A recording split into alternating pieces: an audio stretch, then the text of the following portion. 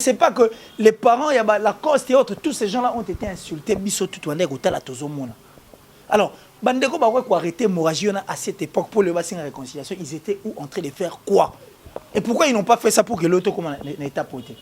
C'est pourquoi Nabi no que Batnyo so Nabi Vincent réconciliation nyo so ça imana mokili batu faut bazala vrai intérieurement. Déjà national na boy, ngana toi na bien boy parce que je suis vrai. Mais ce quand Jean Bekoti tant ton monde c'est vrai que ton sous la mais au fond de toi, tu vas commencer toi à penser dans ma bébé dans mon la souveraineté. Ne parlons pas de Jimmy Pena, mais non pas Jimmy Pena dans cette affaire. Oueranson était le président, héritier Watanabe était le président, il y a Ferrigol. À cette époque, nous, on n'a pas connu Ferrigol, petit, pire petit, il y a Jimmy Pena. Mettons JB de côté, mettons-les de côté. Mais mon héritier, moi, je ne veux pas lire les pensées d'héritier, mais je veux parler. Je répondre à ma canisse héritier, à ma canisse dans la salle. Azon si charge pas faire. Est-ce que nous on le dit que faire babia au makilo parce que il est kilo parce que héritier Watanabe lui-même tant un autre journaliste on a toi tindi batubo qui ne bon on réconciliation à faire rigole. Tu penses qu'il y a pas eu peut-être charge on peut ça faire les kilos. Il le savait et il sait que na salon parce que ça les maté. C'est une réponse, c'est pour vous dire c'est une façon de dire non. En fait, Natangi va penser, puis Natangi n'est héritier Watanabe va répondre, et puis je le vois en train de répondre. Donc c'est pour dire que, bon, bah non, pas faire les impossibles. Les impossibles, c'est pas les gâter. Et les gâter, et les gâter, passer les OD. Non plus à liker la vidéo et d'activer la cloche de notification. Voilà, comme ça, c'est parti.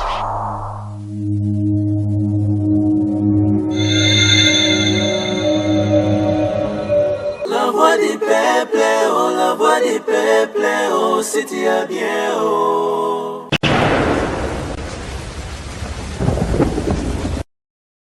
Salut, très heureux de vous savoir nombreux, chers amis téléspectateurs, devant vos postes téléviseurs pour suivre votre émission tribunal à Wanakati, chaîne Abino, La Voix du Peuple, une émission de réflexion et d'analyse autour de notre culture et puis d'autres actualités. Nakati, chaîne Abiso, nous tous, chers amis téléspectateurs, nous le savons que ils ont l'isolo moko, ils ont tambola, à niveau et à les réseaux sociaux, on nous parle de la réconciliation. Il y a Oueranson, na banana, c'est-à-dire climat ya malamu ekota na ngambo ya Oueranson na ba musicien na nyoso balongwa et tout le monde qui différentes interviews au et salami na ngambo ya héritier Watanabe par rapport à tout le monde qui on a site Africa Info avec Franck Stemai tout le monde comme et pas ya Charlie Balaka ou bado be la PK likambotali réconciliation héritier Watanabe a pesi bongo point de vue naie to landi pe moi point de vue ya Ferregola à travers gossip ya Jazz Kavulo tout le monde porte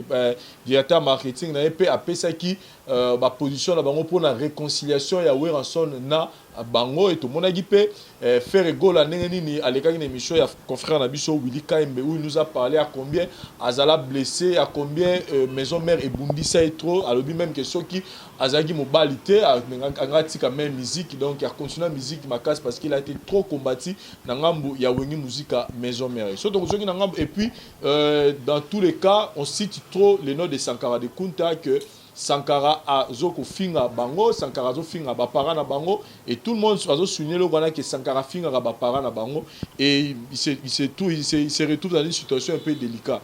Et na meka yo benga Sankara de Kuta pour na remeka pe kozwa précision sur le Cameroun Sankara de Kuta me confirme mais le Cameroun il y a réconciliation wana bazo beta masona na bango pour musique à maison mais ba yebi yango te eza information il y a lokuta baluki bango te pour la réconciliation. Donc voilà un peu nous voulons un peu en parler dans quel esprit ba mission na biso bazo linga ba ma réconciliation dans le ministère de musique à maison mais na ye moro Oueranson eza réconciliation à Oueranson na mission na to encourager yango to comprendre que c'est pas encore le moment. Leader Matushima, bonjour. Bonjour Vincent Tulizi, bonjour na ba téléspectateurs nyonso bazo talabiso na moment oyo na bato tout balingaka la bonne musique bato balingaka mais information mboka pourquoi pas na de Anteza Antezolo gari de Anteza et puis na bato nyonso basala na la voix du peuple na pesi bango pena donc mokolo malamu nzambe a bakisela bango ebele parce que à chaque fois vous avez na posa na ngai et boluka ngai sala nga bien. Voilà. Bonjour Vincent et malgré que le leader Henri Matushima a bossé en mois de mais c'est pas grave, je les salue quand même. Henri Matushima. Et merci encore une fois là à toi parce que vous permettra toujours de écouter un abattement sur Mokil Moumba. Et surtout, amoureux à chaîne La Voix du Peuple parce que je dirais félicitations à toi. Et puis merci à Bandekono sur s'abonner. Ça nous fera aujourd'hui 100 051 abonnés. Donc, c'est un grand plaisir en tout cas pour nous et puis ça s'est fait. Donc nous allons fêter tout à l'heure après cette émission. Et Bandekono, ça a confiance. Moi qui suis devant vous, qui est ici comme d'habitude. Et tous ces gens en tout cas qui nous aiment. Merci et puis bienvenue Nabinotou à travers cette émission Tribunal. Voilà, en tout cas, par là je profite aussi pour dire merci. Merci. Soyez confiance dans le 25 juin. Bon, on a Chiluba Balobani Tina Kikongo. Dans le 25 juin, on a totalisé 4 ans d'existence à la Voix du Peuple. Et déjà au mois de janvier, au mois de mars, on a totalisé 100 000 abonnés. Et pour une première fois, à part mariage, fête, on a organisé le mois de juin aux à la fête. Donc nous avons vraiment organisé une grande fête. Pour la 4 ans à la Voix du Peuple, pour les 100 000, plus de 100 000 abonnés. C'était une aventure où beaucoup de gens n'ont pas créé à ça. Et ça dit que bateau animé là l'euro te dans la famille là. Ça dit tika au salaté. Mais je tenais et je fais ça aujourd'hui. Grâce à Dieu, on a 100 000 abonnés, donc on doit vraiment fêter ça. Donc le rendez-vous est pris pour le 25 juin. À lundi, tout ça fait tu en as lundi. Donc ça on va jouer. Et merci. De retour. Je pense que je peux de roaming, il y a déjà qui est donc pour ça fêter la mission. Le 25 juin, on a 4 ans à l'existence à la Voix du Peuple. Vous pouvez toujours nous contacter. Nous aussi dans enveloppe. Mais pour ça soutenir ma participation Zara que nous pouvez nous appeler Vincent dans Anakin et vous aurez votre invitation pour tout ce pays là 4 ans d'existence. Il y a la Voix du Peuple. Henri Matushima leader na Monica extrait clip on est où jusque là. Donc clip de Gessili déjà à partir à lobby déjà toza mercredi je crois jeudi. Donc jeudi déjà et qu'on bana déjà qu'on les cas déjà tout ça l'effort na aide na yo na bomba ngote parce que côté on a idanga makasi ndeni ni toko tchango na ba plateforme nyonso ya téléchargement et puis na ba chaîne na biso qui ça awa to solo na bandeko ba betela biso musique wana to pesa bango parce que déjà na niveau radio déjà donc c'est bon. Merci à toi na bato nyonso bazo aider ngai pour la promotion et surtout yobika les lotos je sais pas si au moins une trentaine ou quarantaine de chaînes il y a Radio Awa et ça facilité pour nous distribuer tu sais que on n'a pas de grands moyens toujours qu'on débrouiller kaka na muke o bandeko o batala biso ba meka ko sunga biso à l'occurrence net ba ya na biso ba Didi Kinwani ba ya Willy Musheni et ba Vedani Dende ba Ivan Moiri na Autriche ba Odilo Mampuya exemple à suivre et maman Rachel Moussolongo ba Fantasy donc tous ces mondes là zo meka ko tchap so coup de pouce yango zo mona musala ngo zo kende bien na bike tant ba ndeko ba ko mona clip vraiment ba partager yango ba kabola yango parce que ba la kisa musala oyo biso to yebi ko sala yango wana donc merci à toi na yo Vincent et puis na kolobake lelo la Voix du Peuple eza chaîne moko oyo et eza chaîne moko exemplaire la preuve que lelo plus de 100 000 abonnés et ça facilité au que totalisé 4 ans pesa déjà et le comme à monene donc nous avons apporté biso vie que jour en haut to meka ko sala pena et le comme oyo kozana grandeur il y a niveau il y a la Voix du Peuple et puis na honorer bah abonné wana nyonso wana parce que bah pesi la Voix du Peuple confiance. Voilà, merci beaucoup. Killer, parlons un peu de Papa Chéri Jibin Piana, la moni coiffure na wana naturel, moni on est coiffure assez migolo. Ah ben bon, on est aussi c'est oui, ils ont c'est jeune on dirait ils ont 30 ans. Ils ont c'est jeune et puis il est encore sorti des en silence. Donc ça dit dans la banque la mission mon uta ko leka que Jibin Piana il moi comprendre en haut que il est tout ce qu'il touche et comme or. Donc Papa Chéri a continué à confirmer en haut. Et actuellement, c'est parmi les artistes qui faire parler votre internet. Et baso peut s'amuser en matière à réflexion. Et c'est tout le jour en tout cas comme ça. Donc merci encore une fois Papa Chéri. La coiffure me va très bien.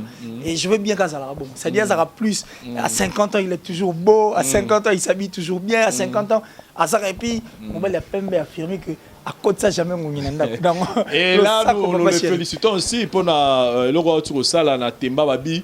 Depuis Temba et Bandi, village chez Temba ou Babeta concert, il a réalisé recette Morona jusque là chez Temba réalisé. Mais justement, c'est tout à fait normal que le Rabongo est salé parce que ceux qui total JB Piana, c'est vrai que le clan Wenge en général c'était en fait Wenge, c'est un monde très compliqué. Batebe ba maîtriser raté. Même Batumusu ba rappel na 4 ba comprendre un monde dans côté. Alors mais à cette époque on doit comprendre le monde on a JB Piana, c'était démarqué donc en faisant ceci.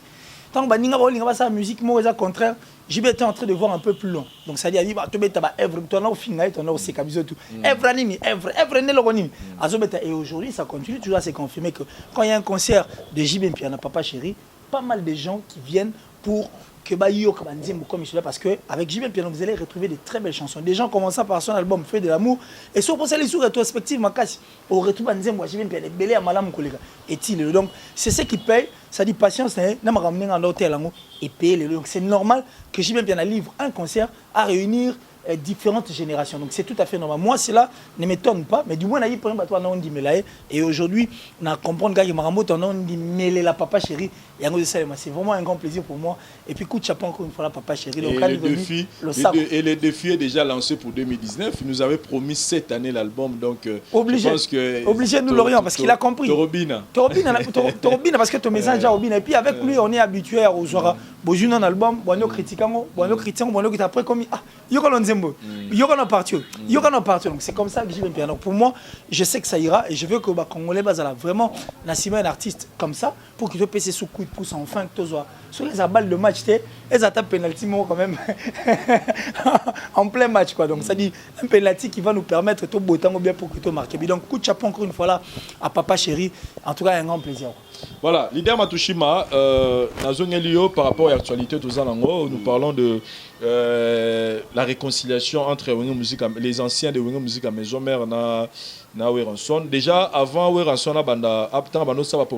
rumeur circulé, je ne confirme pas. Ils ont bien en rumeur parce qu'il y a une information sur ce qu'il s'est murmuré que JDT Moutalinga qui a remplacé Weranson dans leadership dans maison mère pendant que il dauphin il y a Weranson. Donc déjà on voit déjà que depuis Judéta le mois maison mère même si tout ce qui est passé mais à ce cas là toujours dans moi langage moro boya bien aujourd'hui on doit se dire il y a que 3 artistes et musiciens au Pina to sentir que discours na bango et bon discours déjà pas discours mais rapport relation na bango Pina na Weranson et que nakapenda ti lelo mabe je cite Ferregola je cite Héritier Watanabe et puis Didier Lacoste. Est-ce que par rapport il y a expérience à musique Oyozana. Vous pensez vraiment que après tout ce qui s'est passé dans l'équipe déjà l'année passée, aujourd'hui leader, on doit continuer encore à parler d'un problème. Il y a Weranson à Bané, on a raté un peu tout ce qui est passé dans Maramoutou et les cas. Est-ce que du solo il y a conflit à Weranson à Bané? Vous sentez qu'il y a sous l'actualité pour tout le Bélara? On est les deux continuer quand merci Vincent pour la question. Oui, tous na problème na mboka na biso. Tous na moins esprit moko ya ouverture te ya kolinga kosala makamoko oyo ndenge ngana loba kosala mise en jour. Donc il faut ça la mise en jour il y a moi intelligence et puis ya makambo ebele tango le passé leki etikala ka na sima mu Congo. Oyo lelo tozomona par exemple oyo Gramopao ba comment osala lelo na fali et ça la biso plaisir makasi. Na ndimite ke tango fali bazalaki na Gramopao esika moko tout le temps bazalika na sengo ba mabepe le ka na kansa ba mise en disponibilité et makamwe belé ba diabolo c'est bimai ba histoire belé o ebima autour ya fali na Koffi Olomide mais lelo na ebisio ke soki Koffi azana posa ya fali ata na 1h du matin fali a redémarrer voiture na ke comme mon grand frère na pareil pour na fali pe pour na Koffi Olomide. Et kozala esengope et kozala malamu mingi dans la ligne où vont les choses toi na posa ya unité toi na posa tout le monde a fallu et par exemple tout le monde a fait rigola na wera par exemple na podium moko même si ma bête musique te mais tam so bazali na restaurant mon ba mela moi café ozo monde tout le monde a héritier au côté à Viennaï tout le monde a Didier Lacoste donc bango no so ba Cléo ba Bill Clinton et consort base à la peme na vie na bon tam so pour na mo ba conseil pour na mo ba idée c'est ça donc unité on a yangonde et ça la force Au moment où rappelons surtout ça, le tribunal on parlait de trophée à Fali tant ou à Rataki trophée Moko parce que Nigeria sangana qui peut battre la bonne poids. Mais il paraît parce que Outana Munokono que John mi bali noyo kanate. Mais tant que comment il kamouya trophée babi que ils en Fali moi à côté kuna à Congolais ba beta absolument bandakala. Alors toti kaita ke na plan wana parce que on continue ka cause la danger. Alors tu es obligé de yokana pour te récupérer plan et puis il fallu plan mais ce que ce qui fait razara na boule to héritier zaki na boule to c'est le bisonio soto zaki na boule que to moi na mai mutaza côté kuna to ça la discours moi bien parce que ba fanatiko balinga biso ba Henri Matushima ba voter pour à récupérer plan on monte lingo ça la fierté na biso donc il est temps que Ferrego là acha moi mai na venaye atala ki wana za vinae abo sanatam suba mabe si réellement que Werason azana posa ya kosangisa bango nyonso pour une bonne cause vraiment c'est le moment et vous allez m'abêter tout le monde a un groupe Kassav mais s'il y a une invitation s'il y a une production après mais l'idée m'a touché une question. Vous ne pensez pas que peut-être Marambo il est entre Fer et Nawera et ils allaient peut-être Makasi peut-être Falina Kofi parce que Fer qui dit dans une émission que Sora Zagi Mobile thématique musique pour la maison parce qu'il a été trop combattu na wenge maison peut-être ba combat na surtout on aura attend référer à le ba combat mais to yebité kati yango ezalani peut-être yango pe sala faire so mo moto comme ntina ne va ba nanga même na tika musique jusqu'au faire ego la mongo na tiki musique peut-être ezalali kamo boy ya grave OK faire à mon route sous bolamu ya wera ta mo na mingi partout wana parce que ma BP so elegi makasi tout la vraiment musique na éviter bon peut-être que le Cameroun ezala tellement makasi que réconciliation ils a su et donc espérer pas oui faire a raison azana raison parce qu'aza humain au monde hein ce qui mutasalio et loko moko oyo et version makasi quand même et ça facilité pour na olimbisa mais la Bible 777 x 7 comprendre nayebi que tam susu pasi wana ndemte sala eke ba combattre ngai ba finga ngai ba sala nga boye ceci c'est là naza muta musique nayebi ndenge monde wana etambolaka mais toza na posate ke to wumelaka nango to bokolaka haine to bokolaka licho to bokolaka bitumba te bitumba ba bokola ngo te ba bokolaka bolingo ozomona donc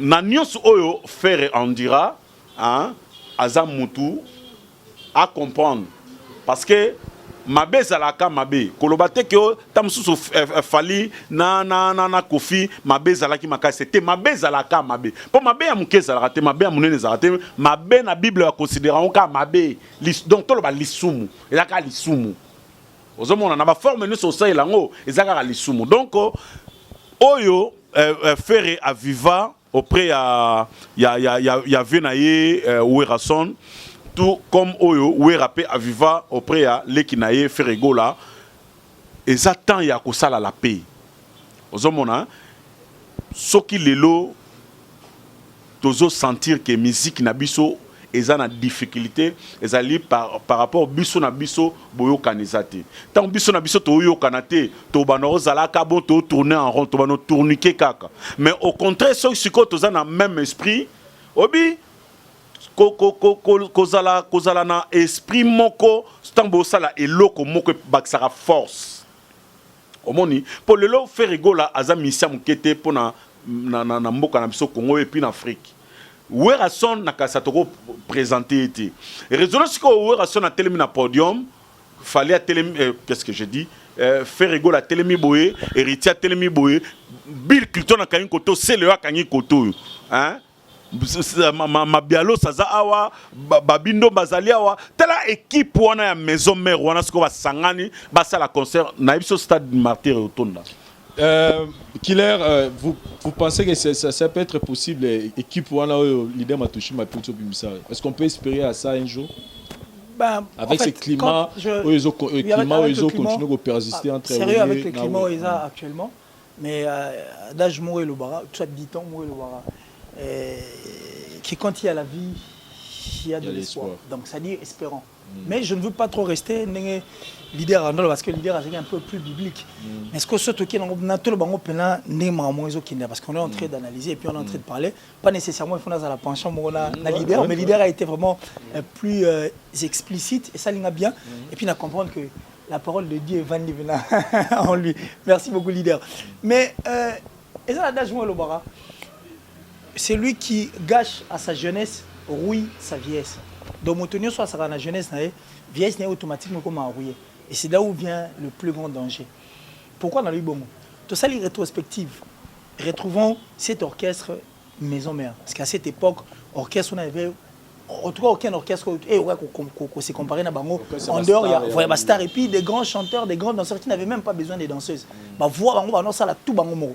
Et en dehors, il y a King Kester et Méné, parce que la Dream Team et autres. Mais on pensait, vite en dehors de la maison mère. Mais tant que Bango est au sein de cet orchestre, on commençait par le président Tina Mutasuka. Quelle a été leur vision? Je ne sais pas s'ils étaient en train de voir loin pour que les Loba commencent une réconciliation. Parce que au moment où quand la réconciliation est à la tête, c'était le moment où ils étaient tous ensemble, en train de regarder les choses du bon côté. C'est vrai que pour des raisons diverses, c'est normal, parce qu'on ne pouvait pas continuer à vivre toute notre vie ensemble pour faire exploser le talent ailleurs. Mais qu'est-ce qu'ils étaient en train de dire à leur président? Qu'est-ce qu'ils étaient en train de faire pour que les relations soient étroites, mais du moins, qu'est-ce qu'ils étaient en train de faire à cette époque? Alors, surtout ça, les rétrospectives. Qui ne sait pas que Frère a été insulté, on n'a plus à se voiler la face net au Vandia. Qui ne sait pas que le moment de Frère a été victime de beaucoup de choses? Qui ne sait pas que Héritier Watanabe est réputé, il souffre du VIH? Qui ne le sait pas? Et qui ne sait pas que les parents, Lacoste et autres, tous ces gens-là ont été insultés. Alors, Bandeko Baroué arrêté l'hémorragie à cette époque pour le bassin de réconciliation, ils étaient où en train de faire quoi? Et pourquoi ils n'ont pas fait ça pour que l'autre n'ait pas porté? C'est pourquoi on a vu que la jeunesse, c'est vrai que la réconciliation, sur l'ensemble, il faut toujours en nettoyer les bossos. Mais le plaît. Écoutons ces gars différents qui va potaminé ne serait agité d'atika musique. Parce que la carrière royale ngatika, batebele banga souffrir na simane banga ba rouya ngoza bateau na zaina bango bien.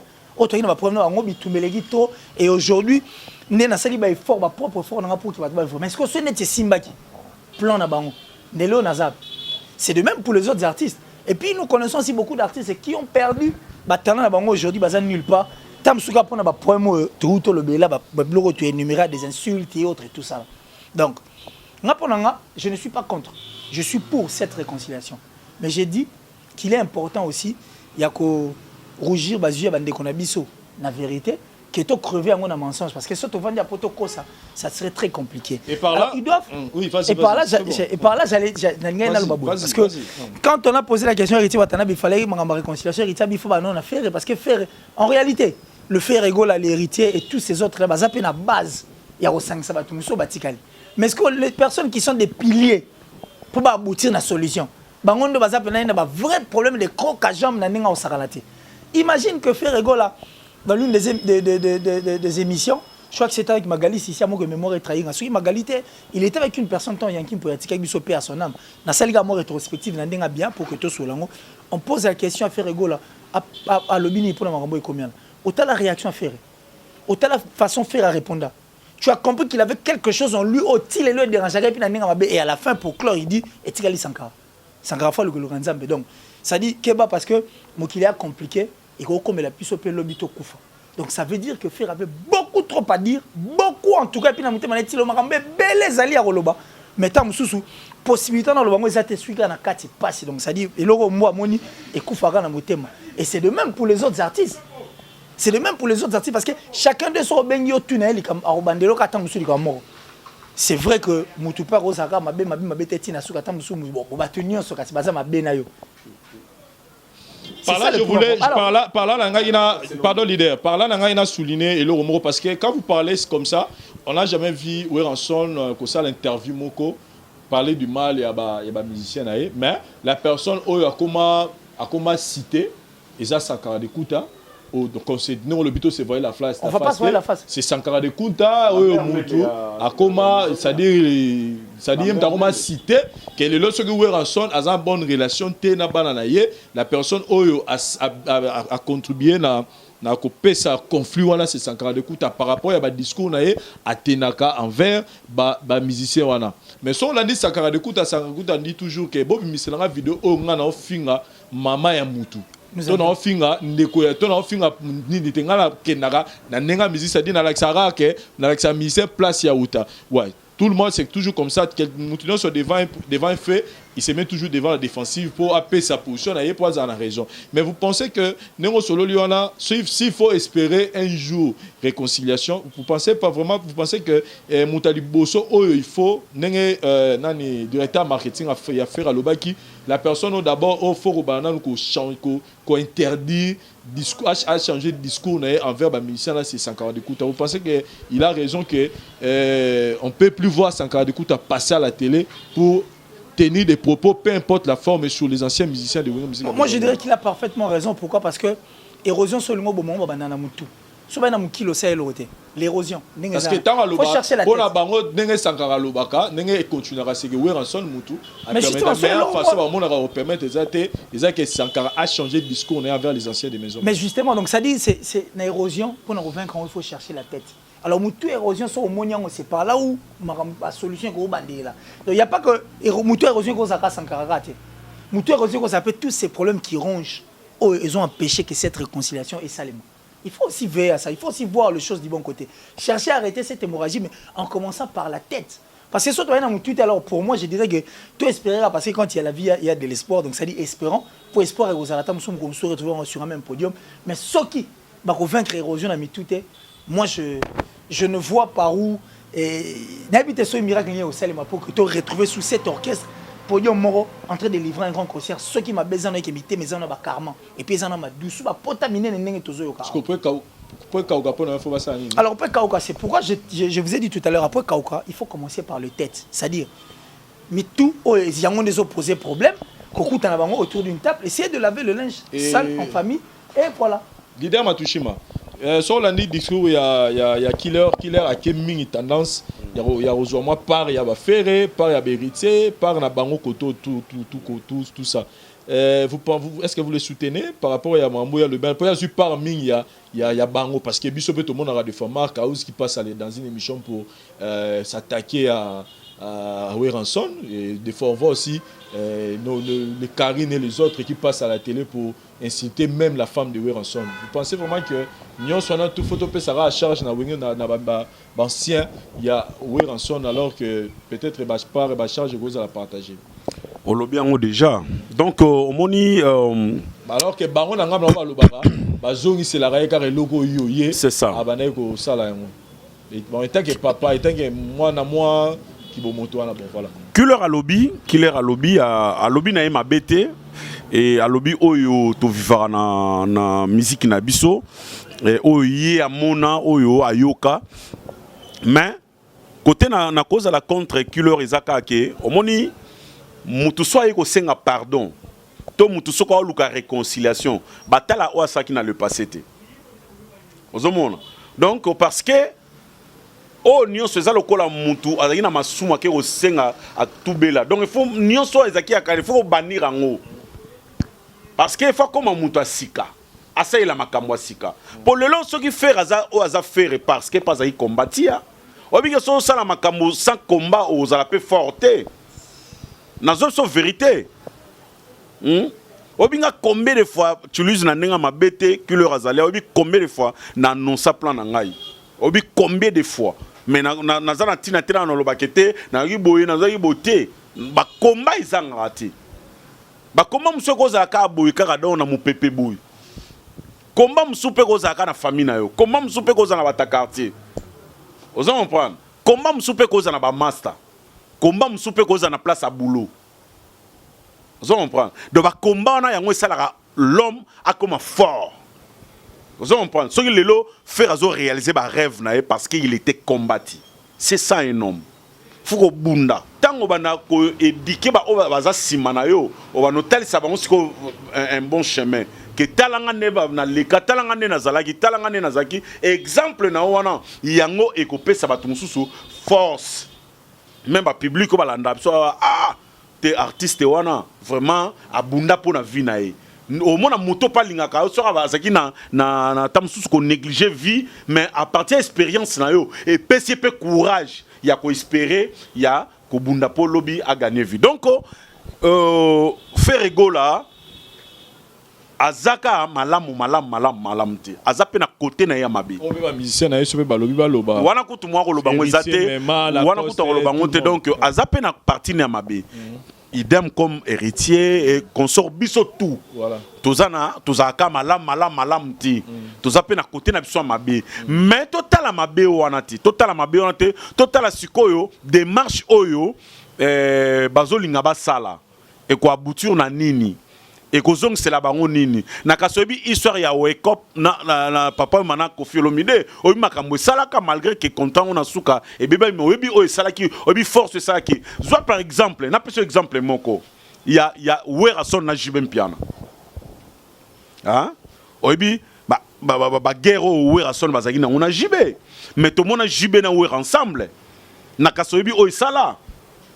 Oh mon, est-ce que nana bane ko espérer que Jibé na wera un jour ba kofa na boye ba betali solo un jour ba kopé ça na moto parce qu'il y avait des gens au ba kufa même pour na bango ezana bato ba lelo ba mabala na bango kufa pour na bango ezana bana o lelo ba se révéler na ba famille na bango pour na bango mais lelo tant ba comprendre que te futo fanda to solo là mais lelo wera son lelo ndezabo atana Jibé so ba sali guerre et simbati. Bon, parce que bato ayibi da bango ke na kuzu bazala na bango bien donc ozomo eloko to lingaka yango wana donc babiloko wana ya mike wana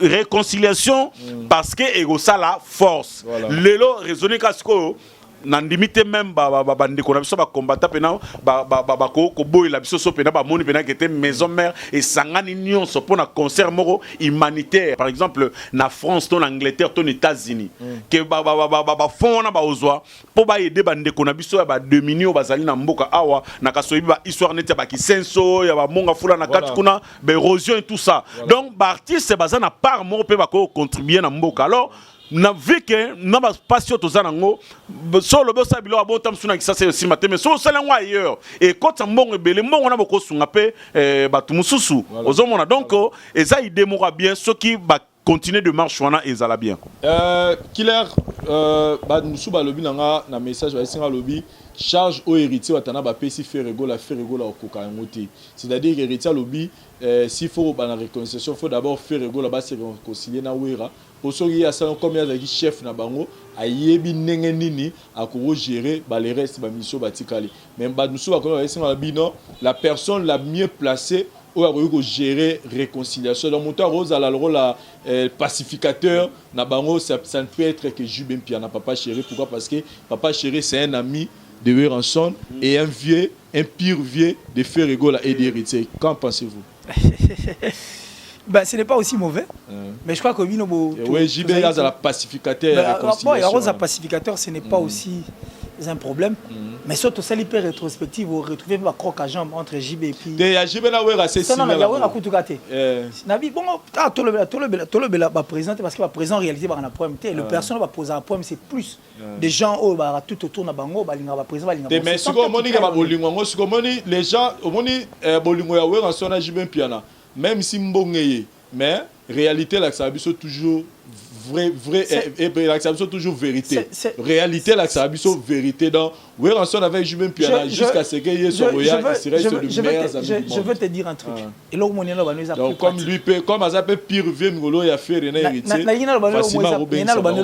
plus pratique ils plus pratique n'a pas échappé maramona autour de la réalité en vivre c'est la guerre que ceux qui sont tout autour de Wenye Musique à Maison Mère insultaient Jibé Mpiana, ils continuent à insulter encore et encore, raison pour laquelle aujourd'hui Ferré n'a hérité comme le pire petit. Jibé Mpiana, avant ils n'étaient pas le pire petit de Jibé Mpiana, tu le sais, tu ne vas pas me contredire. Alors quoi échapper na Marambo Tolobate, Nabi, Vincent, réconciliation, nous sommes ça, les Maramoki, il faut la vraie intérieurement. Les gens nationaux, bien parce que je suis vrai. Mais si tu crois que Jean Bekoti, tant que ton monde, c'est vrai que ton dos sous la main, au fond de toi, tu vas commencer toi à penser dans ma bébé, dans la souveraineté. Ne parlons pas de JB Mpena, mais non pas JB Mpena dans cette affaire. Où Ranson était le président, héritier Watanabe était le président, il y a Ferrigol. À cette époque, nous, on n'a pas connu Ferrigol, petit, pire petit, il y a JB Mpena. Mettons JB de côté, mettons-les de côté. Mais mon héritier à lobby, moi je ne veux pas lire les pensées d'héritier, mais je veux parler, je vais répondre à ma candidature héritier, à ma candidature dans la salle. Azon si charge pas faire. Est-ce que nous lobby que faire babia au makilo parce que et kilo parce que héritier Watanabe lui-même, tant un autre journaliste, on a tindi batubo qui ne bon réconciliation à faire rigolo. Tu penses qu'il y a pas eu peut-être recharge on peut ça faire les kilos. Il le savait et il sait que na salle parce que ça les maté. C'est une réponse, c'est pour vous dire, c'est une façon de dire non. En fait, Natangi va penser, puis Natangi n'est héritier Watanabe va répondre, et puis je le vois en train de répondre. Donc c'est pour dire que, bon, bah non, pas faire les impossibles. Les impossibles, c'est que pas les gâter. Et les gâter, les gâter. Et les gars passer les OD. Et puis les gars place tête donc concert et zalaté. C'est une réponse, vous avez la réponse. Il ne faut. Tout c'est voilé fasté. Nous sommes là en train de parler de choses où ils sont vraies. Tu vas analyser ça, pencher à la tête. Tout le monde marambo est vrai. Biso depuis tu es JB Mpena. Héritier Watanabe jamais qu'on a la pire petit à JB Mpena. Depuis tu vas faire rigolo c'est de même. Tout comme on a fait rigolo na héritier Watanabe na podium il y a JB Kalaté parce que biso no tu es bien marambo tu es ko le belé a. Et la réponse d'héritier est aussi une réponse pour ceux qui nous regardent maintenant de Tovania. Excusez-moi de la matière sur moi. Moi vont moi pour na linga tout c'est voilé façon ba tini charge pas faire pour bien et katé et pas le katé c'est que héritier peut comme até. Et puis, comme tu es passé, et comme tu es tina, c'est dans un concert pareil, ils ont la tête.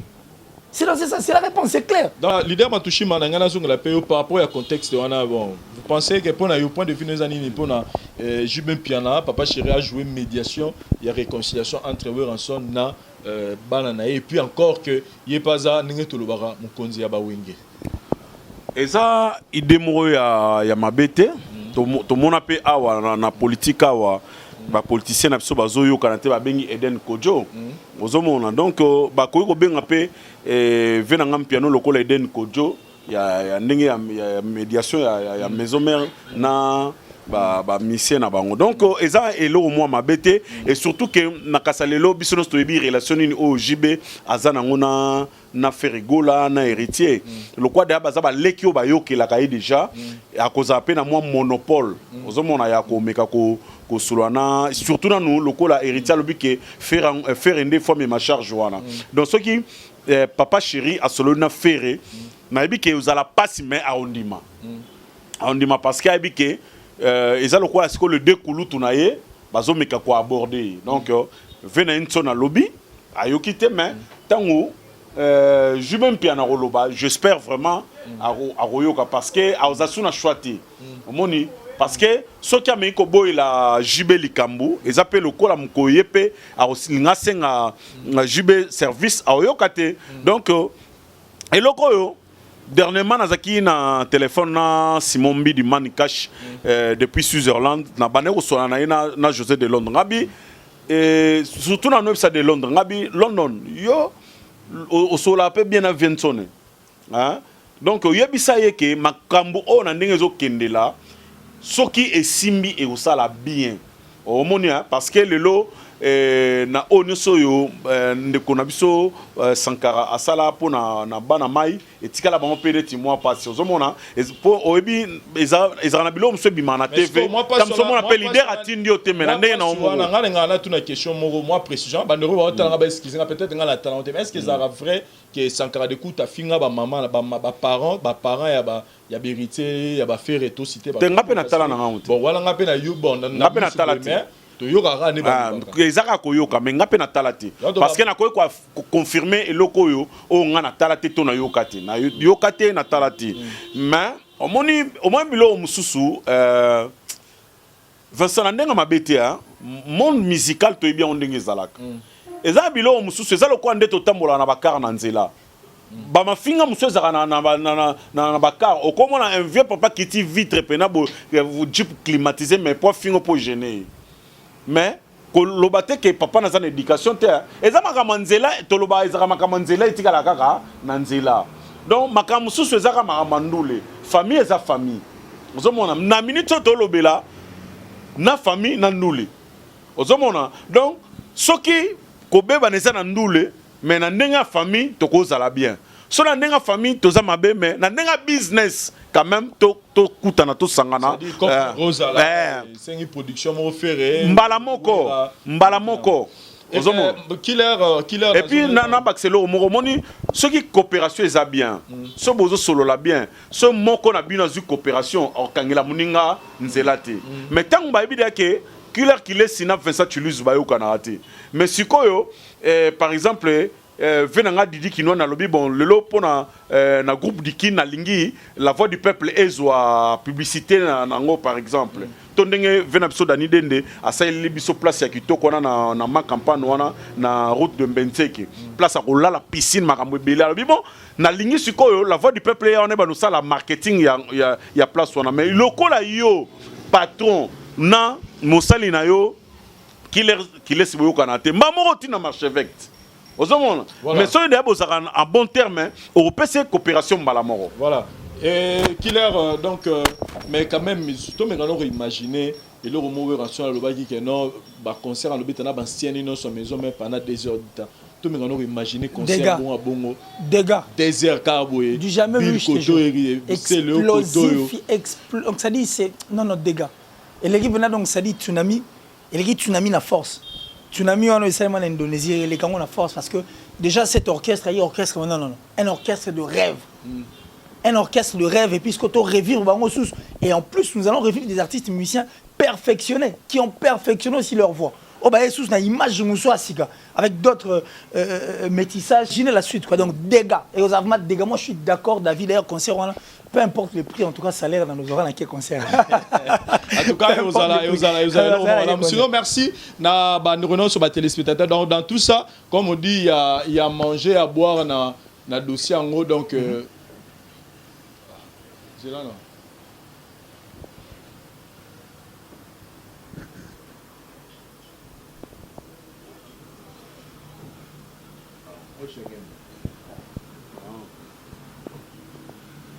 En plein voyez.